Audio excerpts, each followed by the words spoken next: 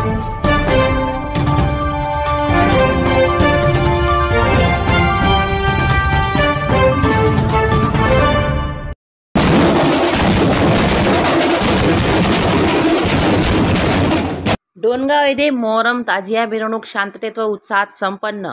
प्रतिनिधी भागवत जाधव. इस्लामिक धर्माचा पहिला महिना मोहरम असून मोहरमच्या पहिल्याच दिवशी ताजियाची स्थापना होते. 11व्या दिवशी विधिवत धार्मिक रीतिरिवाजाने ढोल ताशांच्या गजरात विसर्जन केले जाते.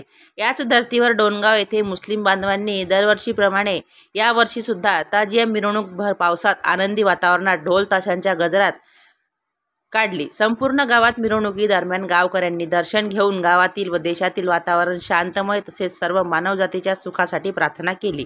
यावेळी बहुसंख्येने मुस्लिम बांधवांसह इतर धर्माचे लोकही सहभागी झाले होते.